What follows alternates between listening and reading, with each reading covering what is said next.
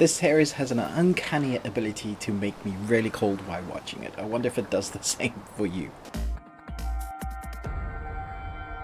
Welcome to the Ruby Tuesday. This is Season 3 of Snowpiercer, Episode 1 review, kind of recap, and kind of letting you know if it's going to go in the right direction where you're thinking, yeah, I'm still on board with this series.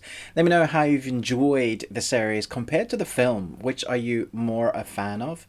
Let's jump in. Ben sets out from Snowpiercer on the latest mission to gather ice samples. On Big Alice, Kevin seeks to uncover who is behind the resistance movement. One of the miracles in this TV series, Snowpiercer, Season 1, 2, and 3, well, Season 2 and 3, is the fact that Sean Bean's character, Wilford, is still alive. Because if you've seen many of his films, he just gets taken out, or series, or trilogies. He's normally the character that you can count on dying. However, I'm very glad he's not, because he's been the consistent guy that you love to hate. He's the guy causing trouble. You basically are always wondering what he's going to do next, how he's going to react. And that can be said even for Episode 1 of Season 3. I really like where we've gone at the beginning of the season. At the end of Season 2, and if you're watching this review, obviously spoilers for Season 2 because this is Season 3 and you're invested so far and you kind of want to know what's going on. End of Season 2 anyway, we had that very cool sequence where the train cart, the one with all the water, the aquarium, we had our character up top on the train cart smashing through the roof, and that disintegrated. Oh, and I got something in my eye. And once again, we have two trains. The one mission was trying to save Melanie, Jennifer Connelly's character. And the other was to leave that train and hoping that Wilford will not do too much damage while the resistance and the people still on the good guys team will try and stop what Wilford is doing with his team of lackeys. And Kevin is the new guy that I love to hate as well on that team. At the end of Season 2, we were at a place where we kind of knew that Melanie hadn't survived. But Season 3 is all about taking what Melanie had found, basically that there are hotspots livable on Earth, and for people to be able to go and basically start being human again.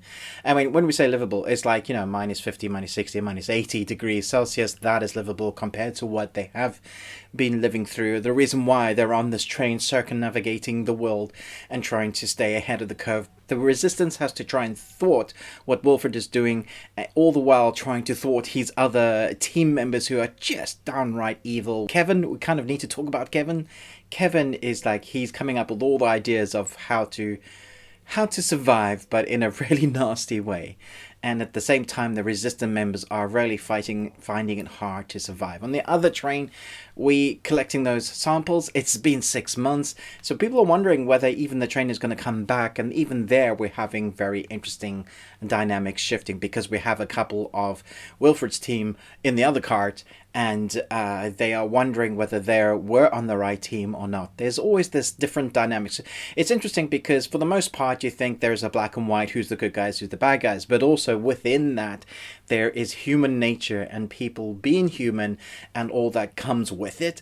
So we know sometimes people make decisions to stay alive, and even if that means being with the evil Wilford. We see people justify the things they are doing, which is interesting. But for me, the science fiction of it all has been quite interesting, seeing the different dynamics of how they've stayed alive. What's interesting to me is that each season has had a different tone and pace. The first one was all against the clock, trying to outwit Wilford. The second one was trying to rescue Melanie and still trying to stay ahead of the curve with Wilford.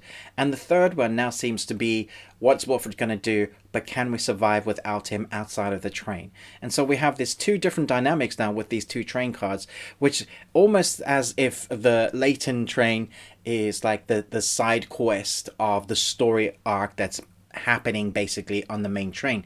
But it so happens at the beginning of Season 3 for this Episode 1, I'm more interested in what's happening on Layton's train than what's happening with the 1,000 other carts, which is weird. I'm hoping that we'll get to continue this sort of storyline for a few episodes. I think we've got 9 episodes this season. I'm hoping that they're not going to drag it out too much longer, that we will get to a place where, okay, we're going to be able to live in the world. We could even do a spin-off series of living in an ice world. That would be a different dynamic. It'd have to be written well. In my mind, the Snowpiercer film still stands on its own as a story, but this kind of built on from the series, which is great. So you can watch it watch the film and then watch the series and it not kind of mess with the lore too much. I've enjoyed what they've brought us. Hopefully when I edit this review I will get warmer. But let me know your thoughts on the beginning, the episode 1. I thought it was entertaining. I'm interested to see where it goes. All the characters I've wanted to survive are kind of there, but you also don't know who's going to survive. Anybody's up for grabs. Just like Jennifer Connelly's character no longer being in the series, which did make me sad because I thought she was a really great addition. But I also knew in the back of my mind that she would probably be wanting to do other things like films and stuff. So she was a fairly high A-lister when it came to names for the series. I expected Sean Bean not to be around much longer, but it's great to see him still in the series as Wilford. Let me know your thoughts. Thanks so much for watching, but most of all, until next time, remember, live on Tuesday.